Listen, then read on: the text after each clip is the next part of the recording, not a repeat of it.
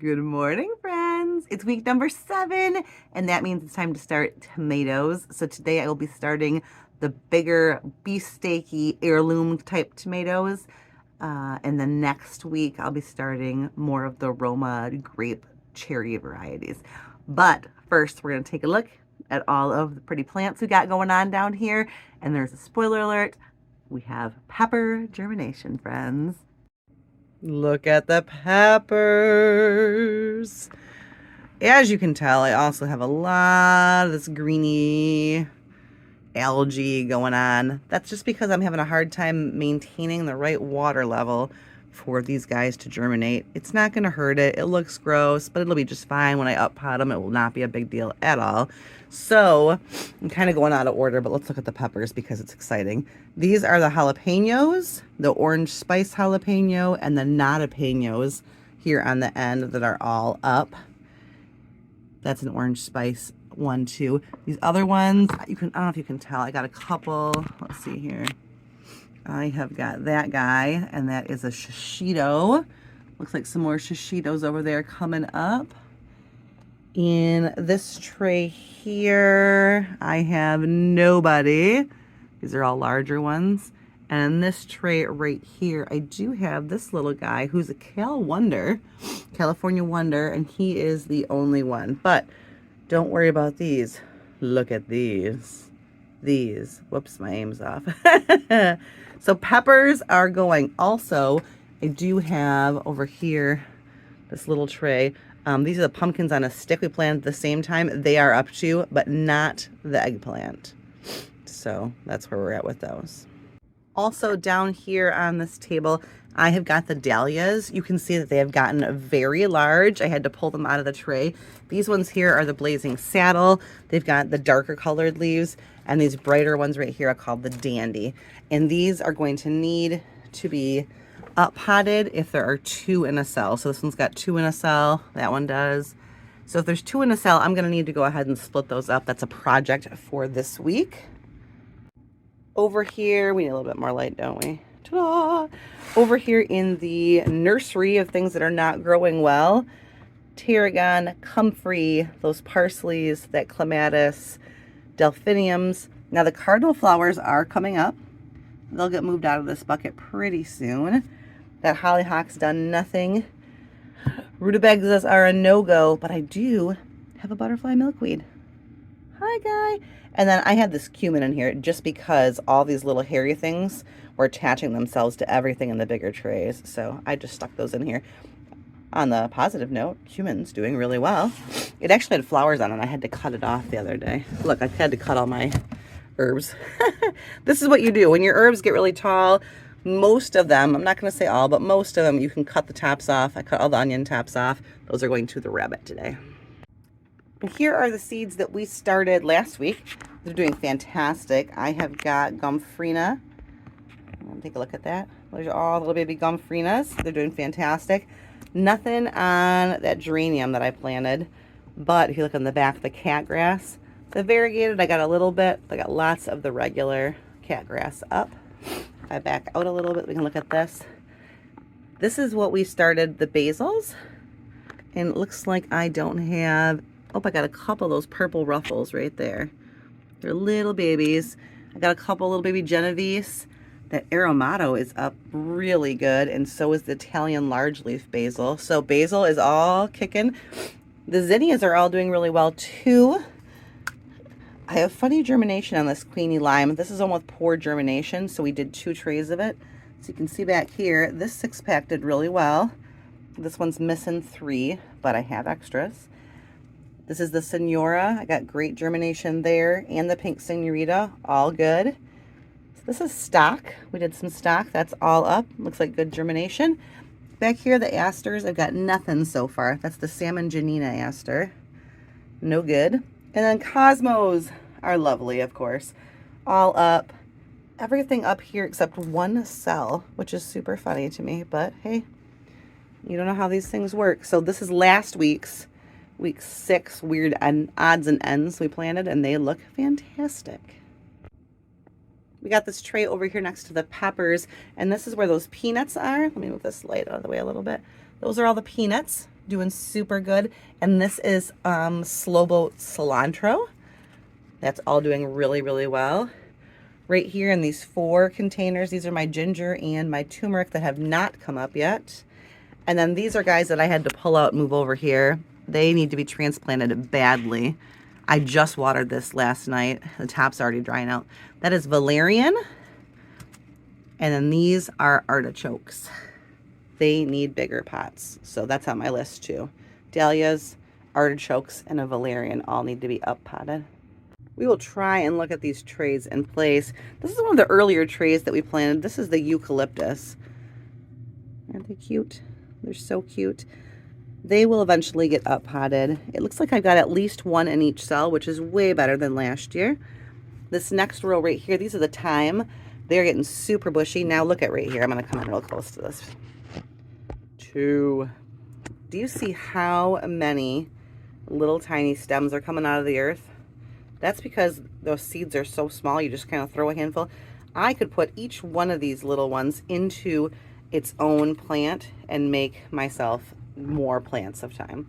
So I have more thyme than I know what to do with here in these 2 little pots. So I will go ahead and start splitting that after I split up and up pot the dahlias. I'm not sure.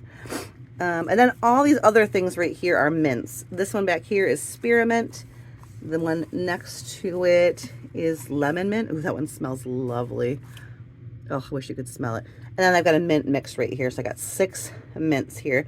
And they are also the same thing. Lots of different individual ones ready to get up potted. Next to them, this entire row right here is Tulsi basil. I cut those back. These ones in front are a little bit smaller naturally. These ones are getting really big. They're closer to the light. So I just need to flip this tray around today. Next to it, I got bergamot lavender colored. I've got a couple, a little valerian, a little parsley, some bergamots. Look, guys, I do have bells of Ireland. Not very many. 1, 2, 3, and a little baby one, 4. And might actually see that grown to this year. That's very exciting. Some lobelia here and here. This is a Charters hollyhock, Chaters, and a little bit of red columbine on this one. So that tray is doing well. You can tell these ones and the ones in the end are shorter. I'll be going ahead and taking this middle stuff out and putting this into a tray with other shorter ones. That will help with everybody getting the correct amount of light. So I went and pulled this tray right out of there because it was hard to see. But these are my onions. You can tell I just cut them. They're all like hair cutted across the top. They are doing fantastic. They need to go outside, honestly. I have to decide where to put them, and I can go out and plant them. They're going to be just fine. I should acclimate them. If we haven't talked about hardening off yet, we will, but I'm bad at it, so I guess be warned. I'm impatient. What I should do is I should set these outside for a little bit every day and let them get acclimated to being outside, and then plant them in the earth once they've been, maybe like 5 or 6 days. Do I do that? No. No, I rush it, but sometimes things die. So that is the price that I pay. Here are the pansies. They look fantastic, way better than last year. I'm really excited about those. Garlic chive is doing really well. Regular chive, not so well. It is what it is. And then I've got marjoram here. These 2 plants, you can see I chopped them off. These are marjoram. Look at my rosemary back here. I've never grown such beautiful rosemary. That's very exciting. These floofy guys right here are all celery that need to be split individually and up potted. And then I've got some parsley back in the corner. So this tray definitely needs some work. These and the pansies need to start getting acclimated to being outside because they can handle the cold. I need to replant some chive. These ones here need haircuts, and I need to take all of the celeries and up pot them into their own containers so they can get a little bit larger before we put them outside. This tray's got a lot of work to do.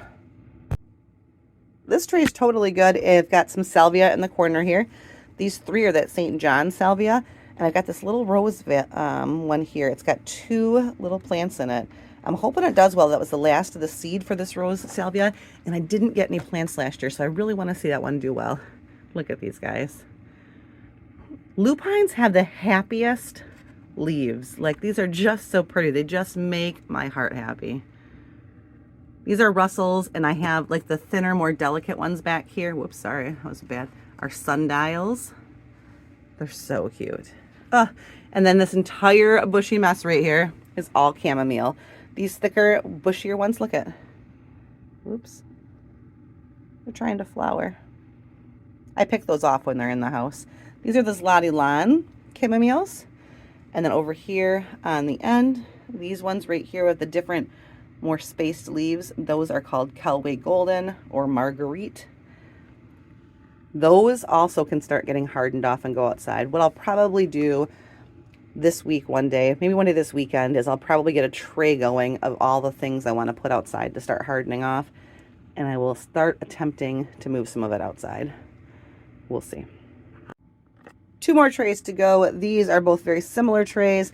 These are the Cold Hardy crop trays. I got kohlrabi, chards here in the middle. These are mini broccolis, kales, my cauliflower. They are going to probably need to, they might not need to get up potted. They might be okay. There's no roots coming out the bottom yet, but I bet you there is. Let's look at one of the kales. Yeah, kale's got roots coming out the bottom. So you can see these little seed leaves dying off. They look really funny, like really bad, but the tops of the plants look good. That's normal. These seed leaves die off when they get brittle and stuff, and they just fall off. I just pick them off. It's really obvious right here. So these are the broccoli leaves. They look great. These little seed leaves look terrible, and they just pick right off. I do pick them off if they get this bad because I don't want them to prevent airflow down here or create extra moisture. So I want to keep those as clean as I possibly can. These are something that I'd like to get hardened off and put out in my dad's greenhouse. Again, that's an unknown situation this year. I am not a greenhouse expert, but we might try it. On the side note, how pretty are all these Swiss chard stems of different colors? Like, look at this. Isn't that the prettiest thing? I love it. And our last tray, I've got cabbages. So these are the Copenhagen cabbages, the red acre cabbages, and all the beets. So many beets. I've got Kyogas, the golden beets here. Those are pretty. And right here, these are all the Detroit dark reds. I'm having a lot of watering, not a lot of watering issues. How about this? I am the watering issue. I need to come down twice a day now that these plants are so big because they are sucking water like crazy. And I think I need to add an extra day of fertilization for things that are this big. They need some more nutrients because yesterday they were looking rough. They kind of look like, you can kind of see signs of damage a little bit on them. They could be doing better. I know they look good, but they could be doing better. So, like, this is bone dry. I watered these literally at 8 o'clock last night. And they have sucked it all up. And you can tell some of them are kind of limp. Actually, that guy looks like he's getting killed. So I'm going to go ahead and rewater again. And I'm going to plan on fertilizing these guys as well. So all in all, basement greenhouse looking really good. I've got a little bit of work to do, but it's been hard. I've been doing a lot of observation hours for teaching, and I actually have a long-term sub job starting in a week or 2 here. So I am going to be a little bit busier than normal, so I need to kind of get out of the game here. Let me show you how we're going to start tomatoes. It's a little different. So I've got a tray here, and these are just 2-inch pots. I've got them all filled up with my potting soil. They're all pre-watered. And what I'm going to do is I'm going to start each variety in 1 cup. So every single German Johnson tomato I'm going to start every seed in here. And then once they get bigger and get their seed leaves, then I'll give them their own container. So each cup is going to be its own variety. All right, let's check out the varieties. So for full-size tomatoes this year, I've narrowed it down to 20. It's too many. It feels like it's too many, doesn't it? However, I like to can things with tomatoes. I like to make my own salsa. I like to make my own pasta sauce and like marinara pizza sauce. So to do that, you need a lot of tomatoes.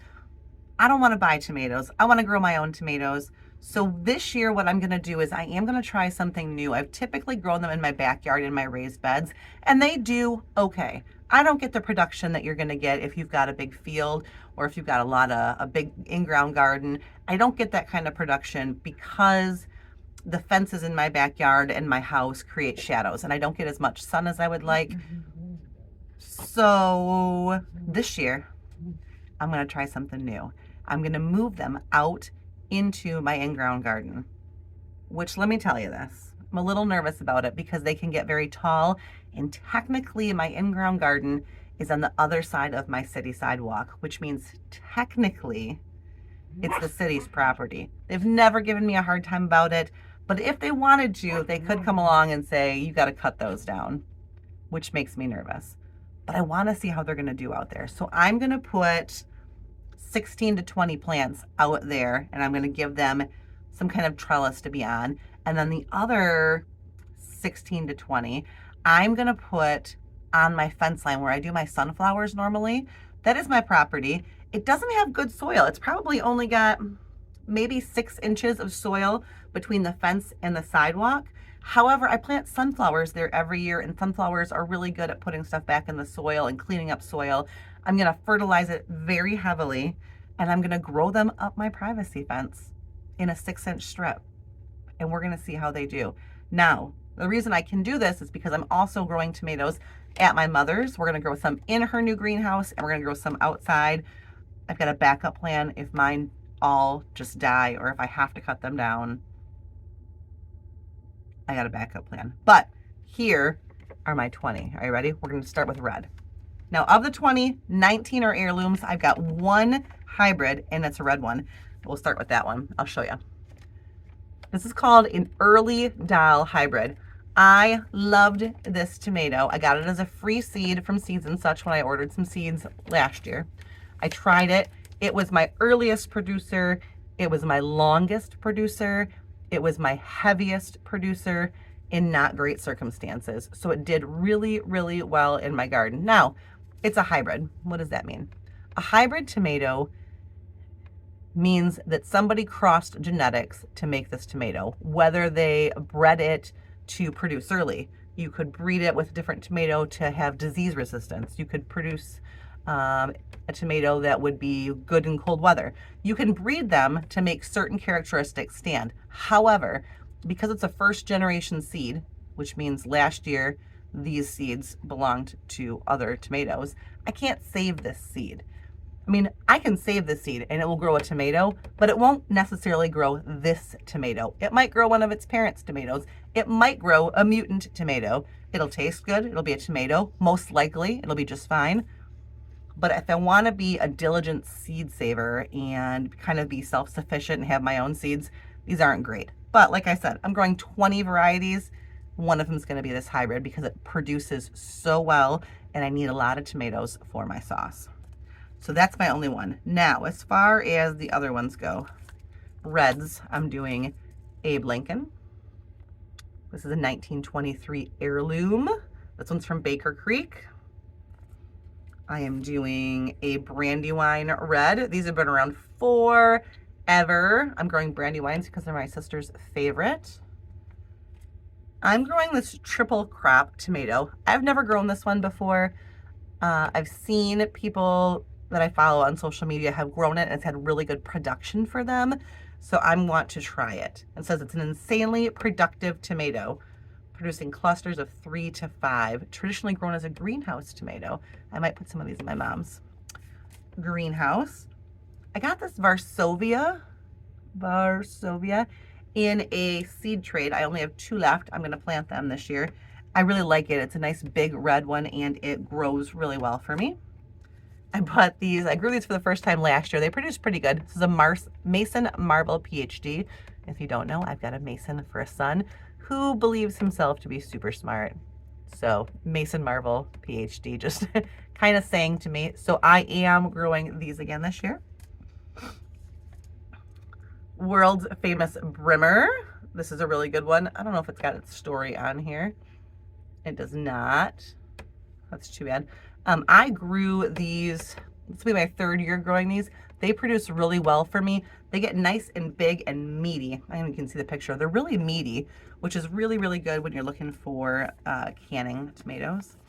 And then this last one I have got is the Mortgage Lifter. This has got the best story of all. Heirloom tomatoes have the greatest stories. Heirloom tomatoes have been around for, 100 years growing in this particular way. And this particular tomato, the story goes that a man was on hard times, was going to lose his house, everything was going wrong, and he decided to breed tomatoes to make a huge, big, chunky tomato to sell. So he came up and made this Mortgage Lifter, and he made enough money selling them to lift his mortgage. Mortgage Lifter. Those can get really big. So those are my red ones. The next biggest category I have is orange. Orange, yellow, stripy, in that family there. This one's called Thornburn's Terracotta, and I grew this one off a recommendation. However, I have not gotten very good luck getting these to produce fruit. I'll get a plant with them, but I've only gotten a couple of tomatoes.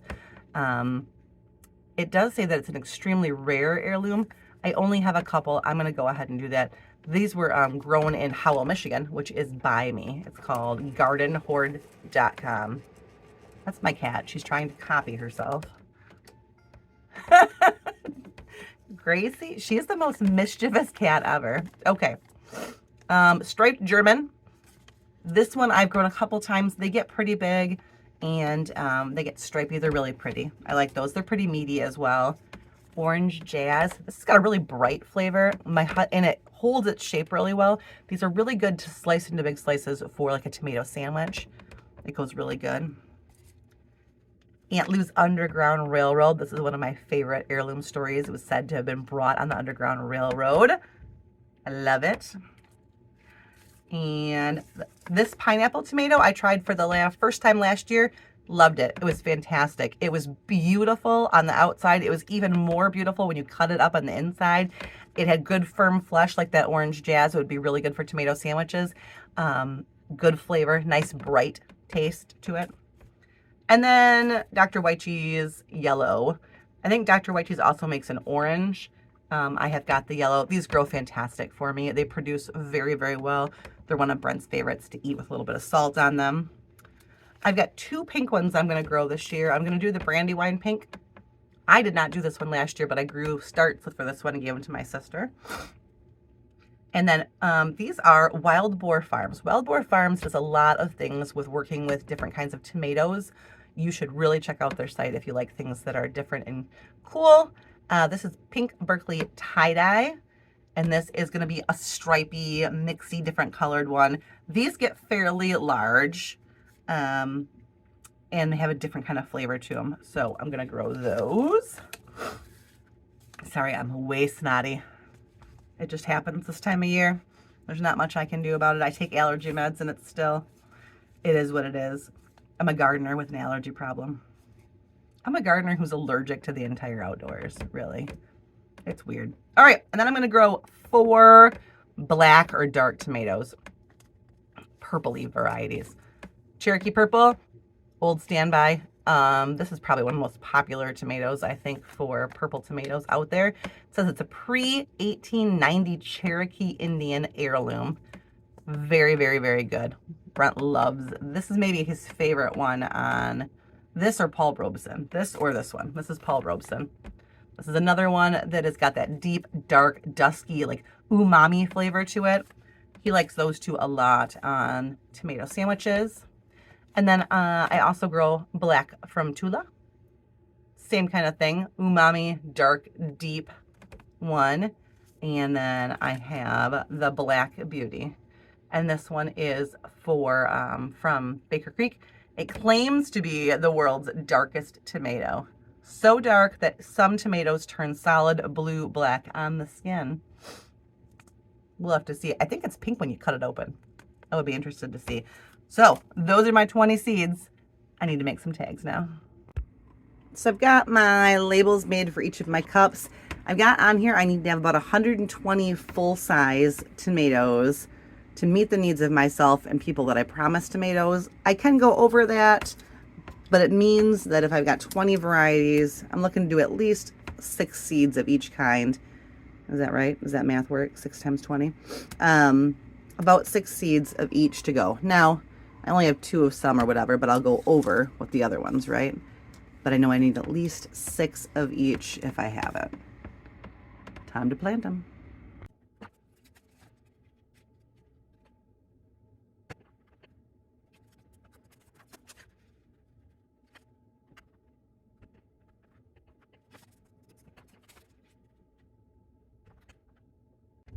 So because I only used my last 2 Varsovia seeds, I'm going to keep this out and make a note that I want to save seed from a Varsovia tomato this year. And how I'll do that is I will isolate a blossom so it doesn't cross-pollinate with other ones with, I don't have one sitting right here, but I just use those little tool like wedding favor bags. You put it over the blossom and you shake it and self-pollinate it right inside that bag so that no other pollen gets to it to cross-pollinate it.